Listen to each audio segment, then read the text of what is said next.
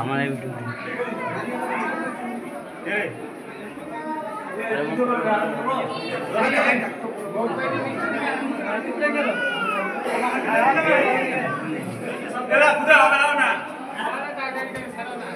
বছর দোয়া হবে তো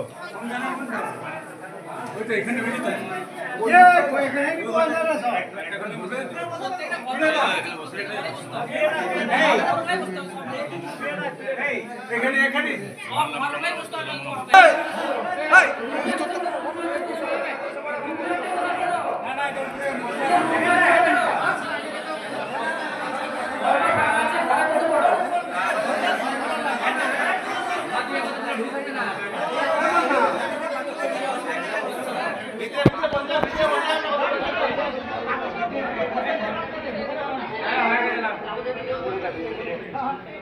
যারা বলতে পারছে না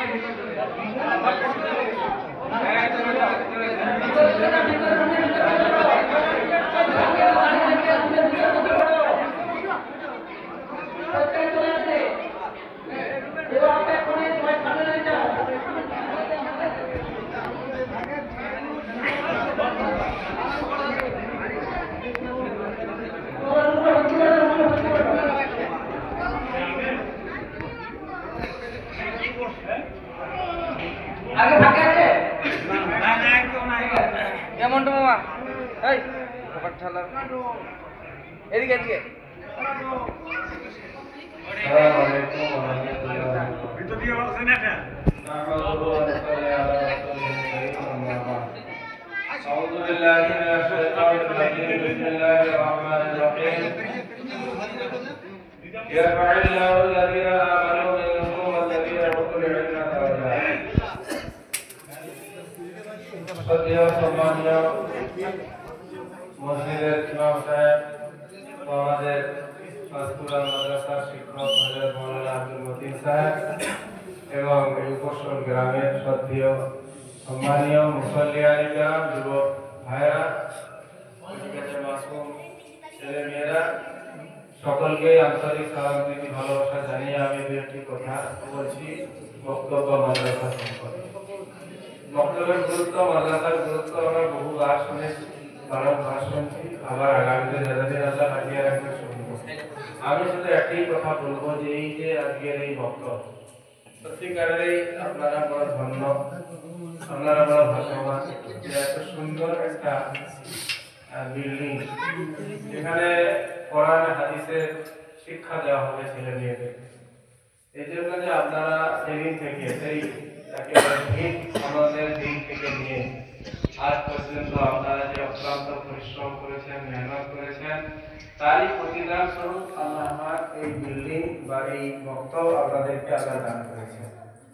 এটা শুধু বক্তব্যের একটা বিল্ডিং নয়, বরং কিয়ামত পর্যন্ত আনেওয়ালা কোটি কোটি মানুষের জান্নাতে যাওয়ার একটা লাইসেন্স, জান্নাতে যাওয়ার একটা মাধ্যম, জান্নাতে যাওয়ার একটা উপায়। যারা এর সাথে জড়িয়ে থাকবে, লেগে থাকবে, আর্থিক সাহায্য, মৌখিক সাহায্য, সহযোগিতা করবে, আল্লাহ পাক তাদেরকে এই মক্তবের ওসিলা করে, মক্তবের কারণে আল্লাহ পাক তাদের দুনিয়াতেও শান্তি দিবেন, আখিরাতেও শান্তি দিবেন। এই উপস্থিত গ্রামের মানুষ বড় ভাগ্যবান। কত সুন্দর বিল্ডিং, কি সুন্দর রুমের কন্ডিশন, মানে এটা মক্তব নয়, একটা মাদ্রাসা করলেও হয়। যেখানে যদি আমি মনে করি 10-20টা ছেলে বাইরে রেখেও আমি একটা হিফজখানা চালাবো, তাহলে মনে হয় আরামে চলবে, খুব সুন্দর চলবে। যাই হোক, আল্লাহ পাক আমাদের সকলকে কবুল করুন। এই বক্তব্যকে কবুল করুন। যারা পড়ছেন বা যারা কমিটি হিসাবে থেকে মেহনত করছেন বা যারা কমিটির মধ্যে নেই কিন্তু মেহনত দিচ্ছেন, শ্রম দিচ্ছেন, পরিশ্রম করছেন এর জন্য আল্লাহ সকলকেই কবুল করুন। এই গ্রামের প্রত্যেকটি মা বোনকে আল্লাহ কবুল করুন। যারা তাদের জমানো টাকা পয়সা সেই ধারায় রেখেছিলাম, আদায় দান করেছিল, আল্লাহ তাদেরকে উত্তম প্রতিদান দান করুন। যারা এই দুনিয়া থেকে বিদায় নিয়ে চলে গেছেন তাদের জন্য খাস করে আমরা দোয়া করবো। হয়তো অনেকেই সেদিন ছিলেন, দেখেছিলেন ভিড় খননের সময়, কিন্তু আজকে যে শুভ উদ্বোধন হলো, শুভ সূচনা, কাল থেকে হয়তো বা বিকাল থেকে হয়তো ক্লাস হবে, এটা ওনারা দেখতে পেলেন না। আল্লাহ পাক তাদেরকে খবরের জগতে উত্তম বদলা দান করেন। এটি আমরা দোয়া করবো। আর আগামী আমাদের এই উপস্থল বক্তব্যের যে বাৎসরিক প্রতিযোগিতা প্রতি বছরই হয়, এবছরও হবে ইনশাআল্লাহ। সেই প্রতিযোগিতাতে বক্তব্য শুনলাম। আজকে আর বেশি আমি দীর্ঘায়িত করছি না, কারণ এমনিতেই দেরি হয়ে গেছে। আমাদের ওখানে একা আপনার 1:30টার সময় জুম্মা সব সারা আজকে আবার একটু বেশি হয়। যাই হোক, সকলেই সূরা ফাতিহা, সূরা আপনার দরুদ শরীফ একবার করুন, এরপর সূরা ফাতিহা একবার এবং সূরা ইখলাস তিনবার করে নেন। তারপর আমরা ইনশাআল্লাহ দোয়া করব। اللهم صل على محمد وعلى ال محمد كما صليت على ابراهيم وعلى ال ابراهيم انك حميد مجيد. اللهم بارك على محمد وعلى ال محمد كما باركت على ابراهيم وعلى ال ابراهيم انك حميد مجيد. الحمد لله رب العالمين الرحمن الرحيم مالك يوم الدين اياك نعبد واياك نستعين اهدنا الصراط المستقيم صراط الذين انعمت عليهم غير المغضوب عليهم ولا الضالين آمين. بسم الله الرحمن الرحيم. قل هو الله احد الله الصمد لم يلد ولم يولد ولم يكن له كفوا احد. قل هو الله احد الله الصمد لم يلد ولم يولد ولم يكن له كفوا احد. قل هو الله احد الله الصمد لم يلد ولم يولد ولم يكن له كفوا احد. اللهم صل على محمد وعلى ال محمد كما صليت على ابراهيم وعلى ال ابراهيم انك حميد مجيد. اللهم بارك على محمد وعلى ال محمد كما باركت على ابراهيم وعلى ال ابراهيم انك حميد مجيد. الحمد لله رب العالمين وصلى الله وسلم على سيدنا محمد وعلى اله واصحابه اجمعين. مولاي كريم احكم الحاكمين امداد الحاجات تفكر والتفكير سلام يا الله مهرباني করে আমাদের জীবনে যাবতীয় গুনাহ ক্ষমা করে দাও। হে আল্লাহ, আজকে যে বক্তব্যের শুরু উদ্বোধনে আমরা এসেছি গো মওলা, আমাদের এই আগমনকে কিয়ামতের দিনে নাজাতের কারণ বানিয়ে দাও, কিয়ামতের দিনে নাজাতের কারণ বানিয়ে দাও। হে আল্লাহ, এই বছর গ্রামের প্রত্যেকটি তোমার বান্দা বান্দীরা এই বক্তব্যের জন্য অক্লান্ত পরিশ্রম করেছে গো মওলা।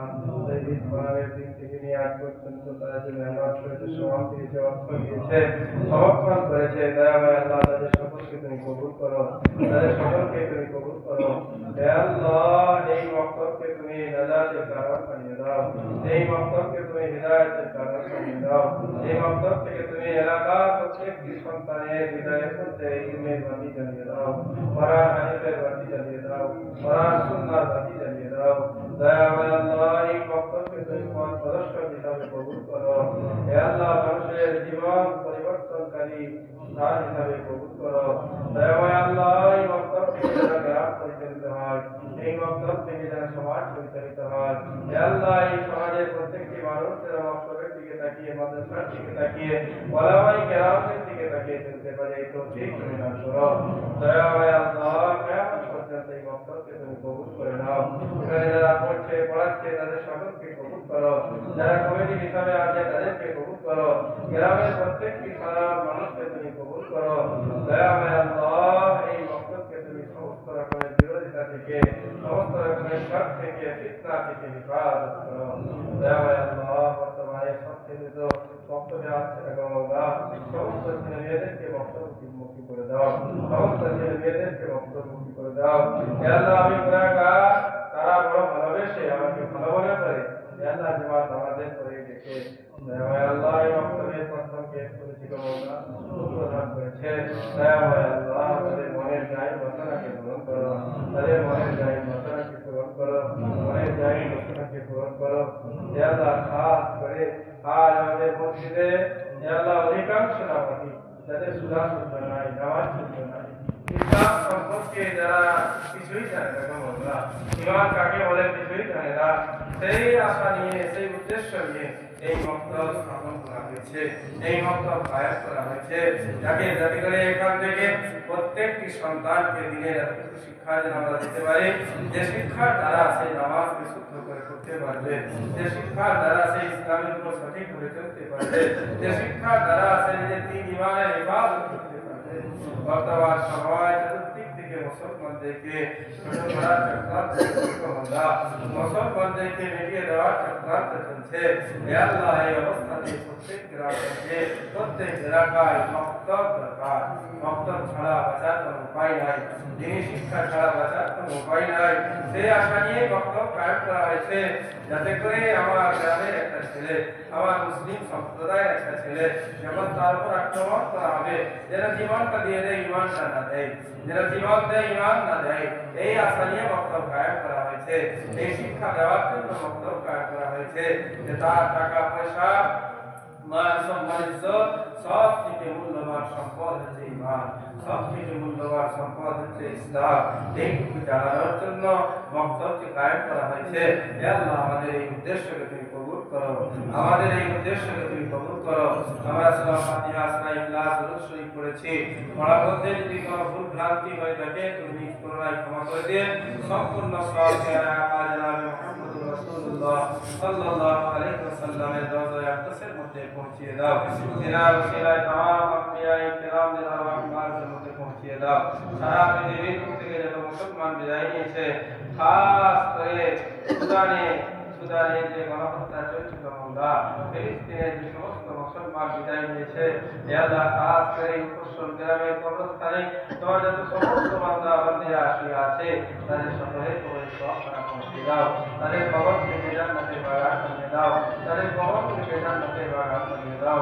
রব্বানা তাকাব্বাল দুআনা বিওসিলা মুহাম্মাদিন সাল্লাল্লাহু আলাইহি ওয়াসাল্লাম ওয়া সাল্লাল্লাহু তাআলা আলা খায়রিহি মুহাম্মাদিন ওয়া আলিহি ওয়া আসহাবিহি আজমাইন।